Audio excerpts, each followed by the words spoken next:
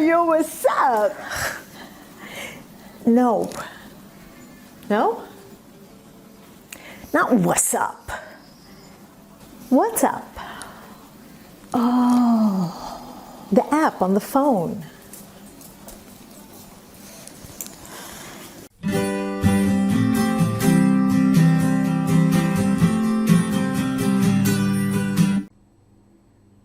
Hi there. So yeah, I guess you got the idea. Today's talk is about WhatsApp groups, starting off a new week with a new video. I'm going to talk about 6 different ways to use WhatsApp that maybe you've used some of them, maybe you've used all of them, but in case there's something here that you're missing, I just wanted to get it down in a webcast. So the first one, of course, is just messages, one-to-one messages between people that you want to communicate with. WhatsApp is a fantastic way to share pictures, to share audio files, to share videos, as well as simple text messages. And one of the first activities that I as a teacher do in a class that I don't know is I have my students send me a WhatsApp message that includes their name so that I can put them in my contact list, and also a recording of how they read, because it's not easy to read out loud, and certainly not in a foreign language. If I want to be able to gauge the level of each one of my students, that's going to take a lot of time in class. But if I ask them to go home, I give them a passage to read, and I tell them, practice this passage until you have it down pat, and then record yourselves and send it to me, I can get a really good idea of the reading level of the students in my class. Number 2, groups. We all have our groups. We have our family group, we have our friends groups, we have our colleagues groups, and most teachers I know today also have class WhatsApp groups. It's a really good way to be sure that everybody's on the same page. In order to be able to make a group, again, you have to have everybody that you're going to put in your group in your contact list. So that's why I did step number 1 of having them, each of my students, send me a WhatsApp message, and then I put them in my phone book. The third thing that I wanted to talk about is that it is possible now to delete a message. I'm going to show you how to do that right here.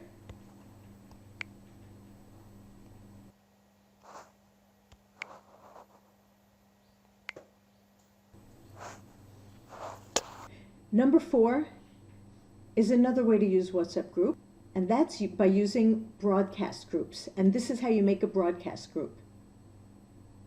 Again, you have to have everybody in your contact list in order to be able to put them in your broadcast group. In addition to that, in order for them to receive your messages, you have to be named in their contact list. So if you're doing this with your class, be sure that everybody in your class puts you in their phone book with your name, and that way they'll be able to get your broadcast messages. I use it all the time. After every lesson, I send out a broadcast message saying what we did in this lesson for anybody who's missed it, what homework they have, if any, and what they need to do by the next lesson. Sometimes, if it's been a while since I've seen them, if they've missed classes or something, I'll send out a message the evening before to remember to bring their journals or their books or what we're working on tomorrow. It's, again, a good way to keep everybody on the same page. Number 5, another trick, is having your own private WhatsApp group. This is how you do it. In order to have a WhatsApp group, you have to have a group. And one person isn't a group. But here's the secret. You open up a group. In order to give it a name, you have to have at least one more person in it. So you add that person, and then you give it the name, and then you delete the person, and voila! A WhatsApp group all your own. Shh, don't tell anybody.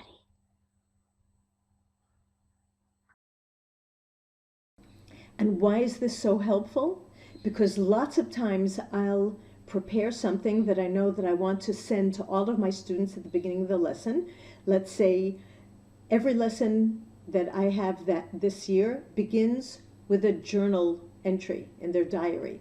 Instead of taking the time to write on the board what the journal topic is, I send out a broadcast message just as I'm on my way to the class. So I write it ahead of time and it's in my personal group, and then I broadcast it to them. Or if I want to share a link with all of them at one point. Finally, number 6, the aspect of WhatsApp that has changed my life, and I'm really not joking. Did you know that you can use WhatsApp on your PC or laptop? This is how you do it. And this is what it looks like once you've done it. And there's other aspects coming out. I read today that WhatsApp Web are looking at all sorts of things that are in the cooker that are going to be coming out soon. I'm also including a link up here that you'll be able to click on to see how I did an entire lesson using WhatsApp, which is pretty unusual. It's an interesting tool to keep in mind. So if any of you have any ideas of ways to use WhatsApp that I haven't mentioned here, please share them with us. Write them down in the comments, because I think WhatsApp is the best thing since sliced bread.